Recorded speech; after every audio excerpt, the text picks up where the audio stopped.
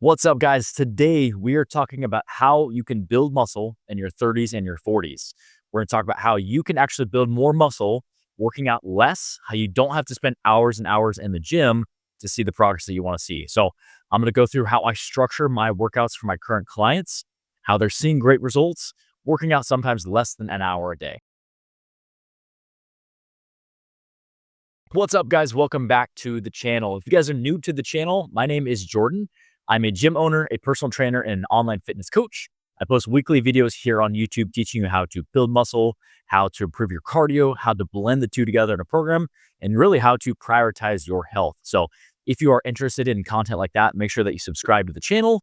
And as always, if you guys have questions, just let me down in the comment section below. I love to help out any way that I can. So we've all fallen into the pit where we think that we have to work out for hours and hours a day to see the results. Or people take pride in the fact that they spend 3 hours at the gym. But as we get into our 30s and our 40s, we have more responsibilities. We're not in college anymore. We don't have 3 hours a day to work out. So I want to show you the structure that I use with my current clients and how you can have awesome workouts in less than an hour. Sometimes all you have is 30 minutes. Sometimes all you have is 45 minutes. I want to show you the structure that you can use and that I use with my clients to help them see the results they get, to help them stay consistent in the gym, to help them be efficient with their time. Because like I said, who has 2 hours every single day to spend time in the gym? Most people don't. So I want to go through the structure that's going to help you really see the results that you want to see. Before we talk about the program design that we're going to use, let's touch on a couple of diet tips first. Obviously, the stimulus is what we create in the gym, but we need to recover from those workouts. So one of the most foundational, basic things that you can do is to make sure, obviously, that you're eating enough protein in your diet. Muscle does not come from nowhere. We come into the gym, we create the stimulus, we work hard, we focus on progressive overload, and then we break down the muscle tissue, and it's that recovery, that 24 to 72 hours afterwards, which is going to help us rebuild muscle tissue. So making sure that you're eating 1 gram of protein per pound of body weight is crucial. A lot of my clients really struggle with this, and this is something that they might be able to do for a week or a couple weeks, but then they fall off the wagon. So consistency is really the key here. Making sure that you're spacing out that protein is really crucial, because most of the time, say that someone is 200 pounds and they're trying to get 200 grams of protein a day, and they're only eating 2 or 3 times a day. That's a lot of protein to eat in one meal. So having 2 to 3 meals and 1 to 2 snacks throughout the day, eating 4 to 5 times, makes it a lot easier to space out that protein, chunk it up, and be able to actually hit your protein consistently. So a lot of the meal plans that I create for my in-person clients and my online clients are revolved around 3 meals and 2 snacks or 3 meals and 3 snacks. It's a good way to space it out where you're going to be able to break up that protein, space it out, and become more consistent with hitting your protein. Another huge tip along the lines of recovery is going to come down to sleep. And guys, let's face it, as we get older, our recovery becomes compromised. We can't stay up all nights, pull all-nighters, go to the gym the next morning, and expect to function when we're trying to take care of our families, take care of our personal health, take care of our work and our professional life, and balance all those things on an empty tank. So making sure that you are at least getting 6 hours a night of sleep. Being a gym owner, I'm here at 5 a.m. every single morning. I typically get more like that 6 hours of sleep every night. Ideally, I would be getting 7 to 8, if I wanted to feel my best. Right now, with where I'm at in my life right now, I have kids and we're managing this business and this gym, and we're running kids around to sports in the evening. And a lot of times we don't get home till later in the night. And then, I got to turn around and be back at the gym. But in an ideal world, I would be trying to get that 7 to 8 hours. What I would say is minimum, try to get 6 hours a night consistently, because this is going to help you show up to the gym ready to work out. Every time we step foot in the gym, no matter if it's for 30 minutes or 60 minutes, we need to focus on intensity. And that's going to happen by the recovery through our diet and the recovery through our sleep. Because if we're not sleeping consistently, this is something that you're not going to be able to put the effort into your workouts and see the results that you want to see. So bare minimum, 6 hours a night. Ideally, if you can get 7, 8, that would be optimal. So now that we've talked about a couple of recovery tips, I do want to dive into the program design that I use with a lot of my clients to help them see results. A lot of my clients are working out for no more than an hour. And if they are, maybe it's, 70, 75 minutes, but no one is working out for more than an hour and a half. And they're seeing amazing results. And I want to share that format with you because, like I said, as we have more responsibilities, we don't have the time to carve out all this time in the world to work out and prioritize our fitness, but it's a priority and we want to maintain and keep building fitness. And you definitely can still build muscle. I have plenty of clients in their 30s, 40s, 50s, 60s, 70s. I have a client that's 78 currently that I train here at the gym 3 times a week. He's building strength. He's building muscle every single week. So it can happen. You just have to be consistent. You have to create structure and you have to focus on progression. And that's what I want to go over next. So say that you have an hour, 45 minutes, 30 minutes. This is a plug and play structure that you can use for no matter what program design you're setting up. You can use for your strength training sessions to continue to build muscle. We don't just want to walk in the gym and wing it and expect to see results. We want to have repeatable structure and a format that we can plug and play, know exactly what we're doing in the gym. When we step foot in the gym, we have a purpose, and it's going to help us see the results that we want. So like I said, I'll kind of break down, depending on the time that you have, you can use this format. I'll give you some ranges on sets and reps. That way, if you have 60 minutes, you can do the higher end of the sets and the reps. If you have 30 minutes and it's quick, you can do the lower end. So let's go through the format. This will work for every single muscle group, every single muscle split that you might be doing. No matter if you're working out 2 days a week or 6 days a week with weights, this is going to be a great format for you. And I'll give examples later on in the video, specific muscle groups, how this can look. So let's start off with the beginning. We're going to call this A. A is going to be your compound set. This is where we're going to focus on overload for every single muscle group. This is what we want to start with. So obviously before this, we're going through a full warm up. Maybe you're going to jog for a couple minutes. You're going to row, you're going to bike, you're going to get your heart rate up. You're going to go through a quick dynamic warm up. Then you're going to get to your compound movement. And part A is going to be any sort of compound movement for that muscle group. And we're going to train in that 3 to 6 rep range. This is where we're going to focus on overload. This is where we're going to focus on lifting heavy weights. This is where we're going to focus on progression every single week. If we're doing a leg workout, this could be a deadlift. This could be a squat.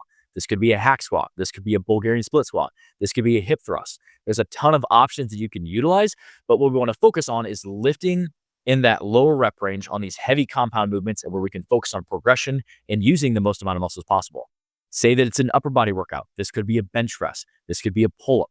This could be an overhead press. This could be a heavy row. This could be a heavy shoulder press. This could be a lot of different compound movements where you can use the most amount of weight possible and train the most amount of muscle groups. Now, as far as sets, what we want to do is we want to do anywhere from 2 to 4 sets.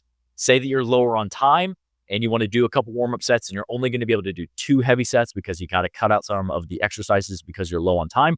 That's perfectly fine. Say that you have a little more time, maybe you have an hour workout, you could do maybe 3 or 4 sets here. And as far as rest time, you still want to take your rest here. So even if you only have 30 minutes, I would take your rest here and cut your rest time down later in the workout, which we'll talk about in a second. So typically, on average, I would say take about 2 minutes rest here in between sets. This is going to help you recover in between sets.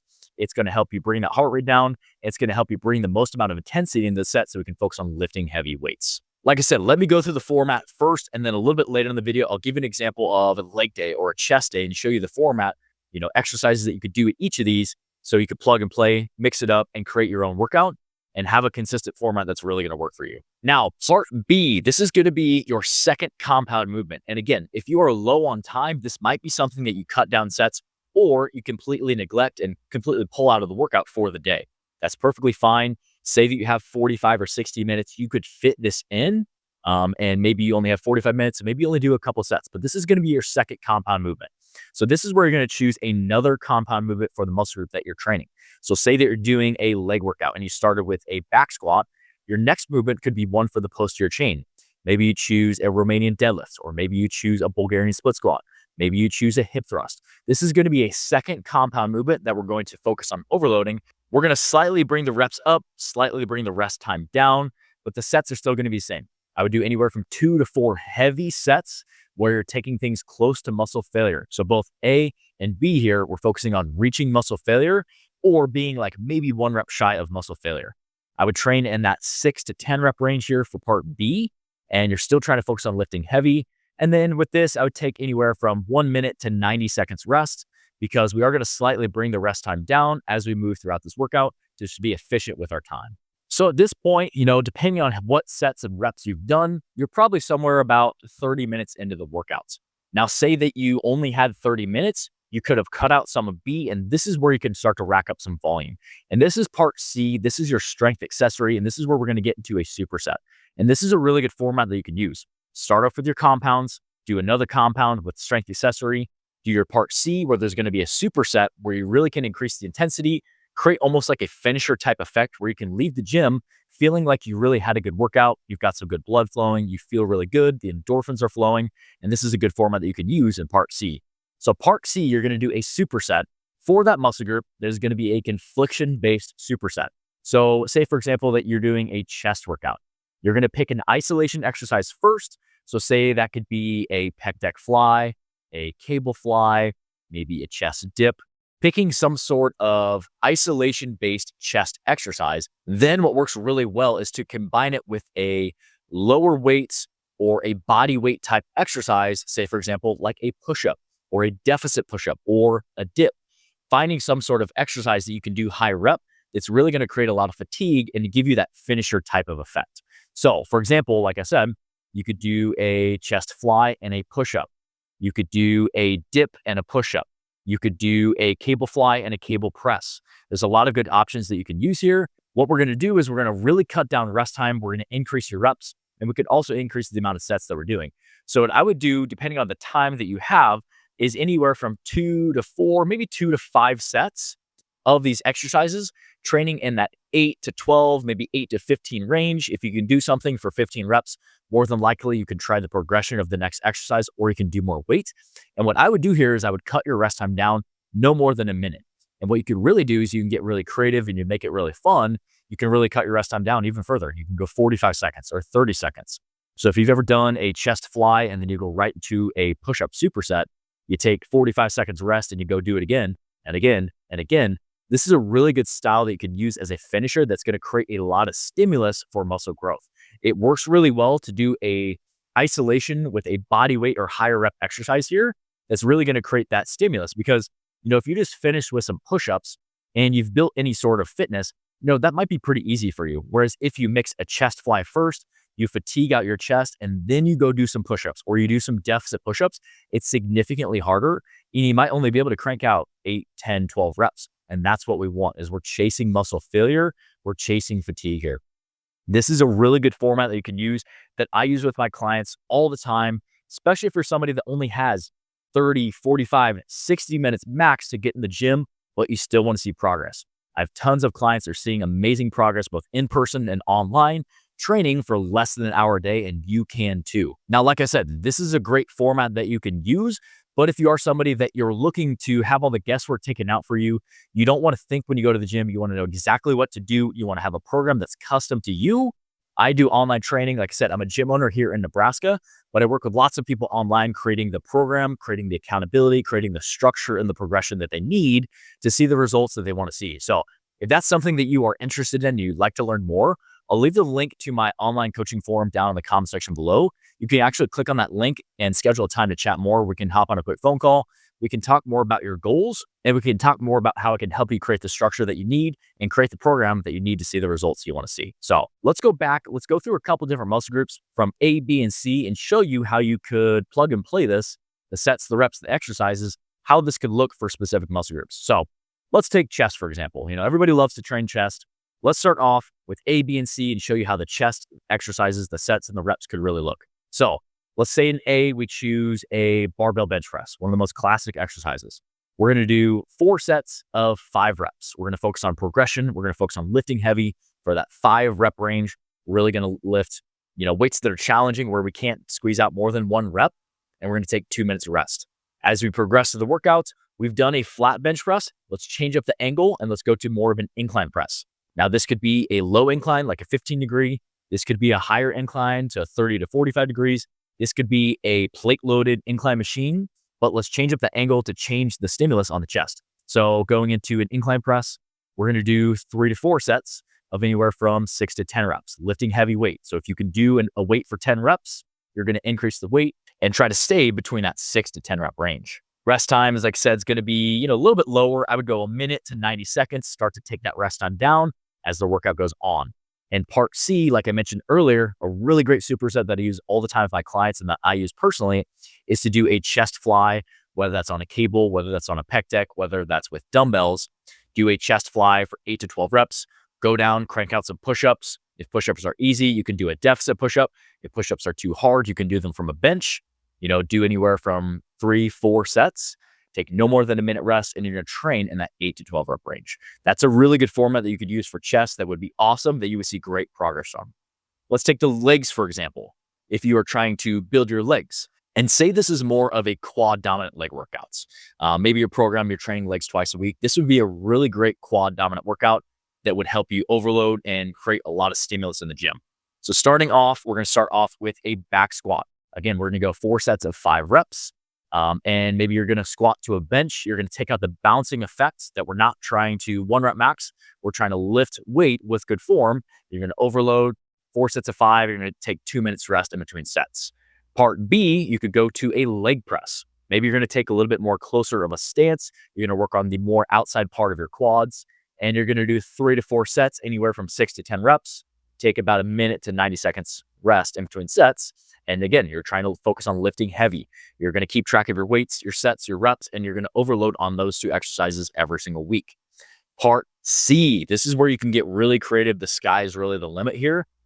If again, it's a quad-based exercise, you're going to go to a leg extension. You're going to fatigue out those quads, 8 to 12 reps. You could stand up. And this is where I like to do a lot of plyometric exercises. Jump squats, jump lunges work really, really well with the quads specifically. And you can get really crazy and creative with different plyometric type movements. So maybe you're going to superset the leg extension, 8 to 12 reps. You're going to stand up and you're going to do 8 to 12 jump squats or 8 to 12 jumping lunges. You can get really creative here, but it's a really good way where you can mix some bodyweight plyometric exercises so that as we get older, we don't lose the ability to jump and have that plyometric ability in our muscle, but also it's a really great finisher. You're going to leave crawling out of the gym and your legs are going to feel like freaking rubber and your heart rate's going to be through the roof and you're going to feel really accomplished when you leave that workout. Again, keep the rest time low here, 60 seconds max. You're trying to burn out the muscle, fatigue it out. You know, if we only have 30, 45, 60 minutes, we got to make every minute count that we're in the gym so we can keep making progress. So this is a great format that you can use, that I personally use with clients all the time, that if you're crunched on time, you can plug and play different options. You know, every day might be different. You know, I'm just selling my house right now. It's funny that I'm making this video.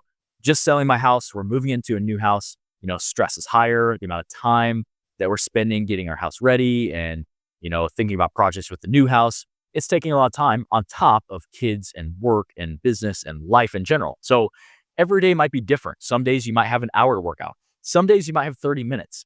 That's okay. You can still see awesome progress. I have lots of clients that are doing that right now.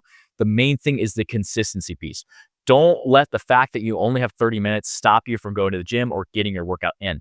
Do what you can, focus on progression, focus on being consistent, because that is the #1 goal here. Focusing on consistency and not focusing on what did I accomplish this week, but what can I accomplish in the next 3 months, the next 6 months, the next 12 months, next 5 years, 10 years, 20, 30 years down the road, where do we want our fitness to be? And that's really what I encourage you to do as well, because it can give you more of a full picture spectrum type of outlook, and it can really allow you to stay consistent and keep making progress in the gym. So I hope this video helped you guys. As always, if you have questions, let me know down in the comment section below. And again, like I said, if you are interested in learning more about my online coaching program, you like accountability, you like program, you like structure, and you like to start working together or learn more about working together, I'll leave the link in the comment section below. Go click on that link. You can fill out our form for more info, or you can even book time for a call where we can set up time to chat, talk more about your specific goals, and tell you more about how it can help you. I hope this video was helpful, guys. I'll leave some videos to watch on the top of the screen here next. Check those out, and we'll see you guys in the next one.